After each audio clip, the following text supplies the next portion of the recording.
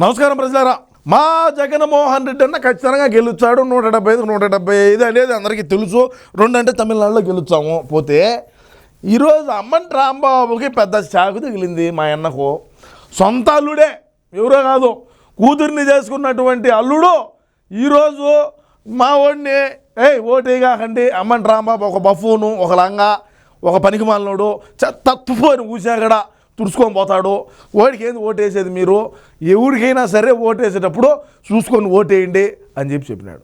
నేను చెప్తానే ఉన్నా, ఒరే స్వామి నైనా వద్దు, నువ్వు ఆ మాదిరి మాట్లాడగాకు, ఆ సంజన ఆ సుకన్య జోలికి పోగాకు, ఆ పోలవరం పోయి ఇప్పుడు నువ్వేమి చేయమన్నారా? పోలవరం పోయి వారి ఊరికే అట్లా పర్యటన చేసినారా? పోలవరము ఎట్లున్నది ఏంది కథ అని చెప్తే ఇన్నావా? ఇన్లా ఈరోజు సొంత ఇంట్లో అల్లుడే మనల్ని మింగపెట్టాడు. ఏం చేస్తావు? నువ్వు గెలుస్తావంటా? నువ్వు గెలుచు, మా పార్టీకి డ్యామేజ్ చేసేదానికి పుట్టావరా నువ్వు స్వామి. సరే, వాళ్ళ అల్లుడు ఏం మాట్లాడినాడు, ఆ కథ ఏంది అనేది కూడా ఒకసారి మనం ఇంతే, ఆ తర్వాత మనం వీడియోలో పోదాం. నా పేరు డాక్టర్ గౌతమ్. నేను ఇప్పుడు సిట్టింగ్, ఆయన పేరు డాక్టర్ గౌతమ్ అంట, ఎమ్మెల్యే అండ్ మినిస్టర్ అయిన అంబటి రాంబాబు నుండి. అది నా దురదృష్టం. ఎమ్మెల్యే అండ్ మంత్రి అంబటి రాంబాబు గారు అల్లుడిని నేను ఆయనకు అల్లుడిగా పోవటం అది నా దురదృష్టము. నేను రోజు పొద్దున్న నిద్రలేసి దేవుడికి దండం పెట్టుకుంటా. ఇట్లాంటి బఫూన్ గాడికి అల్లుడిని అయినందుకు ఇంక నేను ఏం చేయలేను. సరే అని చెప్తా, అదేందో ఇందా ఉండండి. బట్ ఈ వీడియో చేయాలా లేదా అని నేను చాలాసార్లు ఆలోచించి చేయటం నా బాధ్యత అని అనుకున్న తర్వాత నేను ఈ వీడియో చేస్తున్నా. అంబటి రాంబాబు అంత నీచుడు, నికృష్టుడు, దరిద్రుడు. అంబటి రాంబాబు అంత నీచుడు, నికృష్టుడు, దరిద్రుడు, ఒక బఫూను, ఒక లంగా, ఒక పనికిమాలినోడు, ఇంకొకరు లేడు అంటాడు. ఆయన ఎన్నర్ ఫీలింగ్ అది, నాది కాదు. ఆయన ఎన్నర్ ఫీలింగ్ అది, ఇంకా చెప్పలేడు కదా. ఒక బఫూన్ అంటున్నాడు, ఒక డెకాయిట్. ఏం చేస్తావు? ఏంది ఇది? ఏడకి వెళ్ళొచ్చావు? ఇంకా నీ ఇంట్లో నీ అల్లుడే నీకు ఓటు ఇద్దని చెప్తాడరా స్వామి. మా పార్టీని ఎందుకు మింగ పెడతారో? వీడికి మళ్ళీ మంత్రి పదవి ఇచ్చాడు, కుక్కకి వేసేట్టు. ఎందుకంటే ఆ మరగొద్దా వీళ్ళందరి మీదకి, తెలుగుదేశం వాళ్ళ మీదకి, జనసేన వాళ్ళ మీదకి, వీళ్ళందరి మీదకి మరగాలంటే వీడికి మంత్రి ఇచ్చారు. అమ్మ జీవితం శవాల మీద పేలాలు ఎరుకునే రకాన్ని నిన్న. శవాల మీద పేలాలు, అది నిజమే కదా. ఆడెవరో సత్తినపల్లిలో చచ్చిపోతే దానికి ఏందో తెచ్చి ఆ సెల్లరా, ఆ సెల్లర్లో కూడా ఆశించినామంటే మన బతుకు. అమ్మ జీవితం ఇంకేం చేస్తాం లేరు స్వామి. నేను ఏం చెప్పింది ఏమి నిజమే. ఎవరు కెమెరాలు పాడు ఆఫ్ చేయండి స్వామి. నాకు ఇచ్చి మళ్ళీ చూడలేదు. రోజు పొద్దున్నే దండం పెట్టుకునేటప్పుడు ఇంతటి నీచుడిని ఇంకొకసారి నా లైఫ్లో ఇంట్రడ్యూస్ చేయకు స్వామి అని ఎప్పుడు కోరుకుంటూ దండం పెట్టుకుంటుంటా.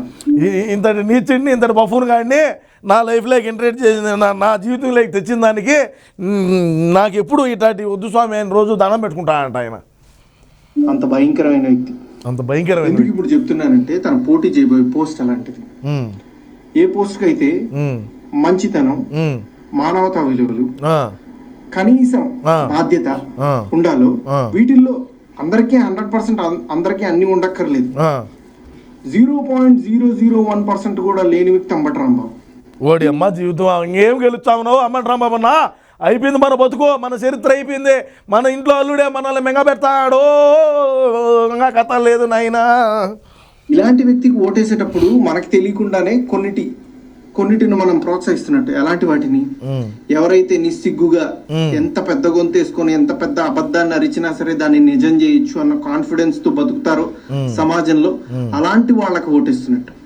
ఎంత లేకి పని అయినా చేసి చాలా హుందాగా బతకచ్చు సమాజంలో అని అనుకునే వాళ్ళకి ఓటేస్తున్నట్టు. అంటే అంబటి రాంబాబు అని ఎవడో ఒక లేఖి నా కొడుకని మాట్లాడతాడు ఆయన ఎన్నర్ ఫీలింగ్ అది, నాది కాదు. ఈ అమ్మ జీవితం ఏం మాట్లాడతారయ్యా? మమ్మల్ని ఎందుకే ఈ మాదిరి మెంగ పెడతారో? కాదే అంబటి రాంబాబు, వాడికి ఏదో ఇవ్వాల్సింది ఇచ్చుంటే ఈరోజు ఈ మాదిరి మాట్లాడదు కదా. ఓడికి ఏ విధంగా మాట్లాడతాడో చూడు. నీ కూతుర్ని చేసుకున్నటువంటి ఓడే, నీ అల్లుడే నీ విధంగా నీకు వ్యతిరేకంగా మాట్లాడితే ఆడే నువ్వు రేపు గెలుచావా చెప్పు. ఇంకా అయిపోయింది సీను. సంజన సుకన్యతో ఎలక్షన్ క్యాంపెయిన్ కూడా చేపించినావు, ఇంకేం చేస్తావు? ఏదైనా చేసి సిగ్గు లేకుండా సిగ్గులేని తనాన్ని ప్రోత్సహించవచ్చు అని అనుకునే వాళ్ళకి మనం ఓటేస్తున్నట్టు. ఇలాంటి వాళ్ళకి ఓటేస్తే ఇవే సమాజం యొక్క తలరాతలాగా మారి రేపు సమాజం కూడా ఇలానే తయారవుతుంది. దీన్ని ప్రజలు గమనించి సరైన ఓటుతో, సరైన బాధ్యతతో ఓటేసి సరిగ్గా నాయకుడిని ఎంచుకుంటారని ఆశిస్తూ. అంటే అయ్యా అంబటి రాంబాబు, నేను నీకు ఎప్పుటాంచో చెప్తానే ఉండా, నీకు మంత్రి పదవి ఇచ్చినారా, నువ్వు ఒక్కొక్క మాట్లాడినట్టు మాట్లాడొద్దు, ఒక్క మరి ఇటు మరగ్గారా, హుందాగా ఉండు, ప్రశాంతంగా ఉండరా అని నువ్వేమీ చేయకపోగా ఈ పొద్దు ఇంట్లో నీ అల్లుడే బయటకు వచ్చి నిన్ను ఈ విధంగా మింగ పెడతాడా? దీనికి ఏం సమాధానం చెప్తామో? ఏది ఏమైనప్పటికి కూడా అమ్మన్ రాంబాబు సీటు ఎత్తిపోవడం అయితే ఖాయంగా జరుగుతుంది. ఎందుకంటే ఇంట్లో వాళ్ళే వద్దంటున్నారు కదా. ఈడొక బఫూను, ఈడొక డకాయిట్, ఈడొక లంగా, ఈడొక పకీర్, ఈడికి ఓటు ఇద్దు అని చెప్తారు. ఇంకేం చెప్తావంగా? ప్రజల్లోకి పోయి ఏం చెప్తావు? ప్రజల్లోకి పోయి ప్రచారం చేయాల్సినటువంటి నీ అల్లుడు వ్యతిరేకంగా మాట్లాడుతూ ఉంటే ఇంక నువ్వు గెలుస్తావా? వద్దురా స్వామి, ఈ బతికే వద్దు నాకు, నేను పోతున్నాను.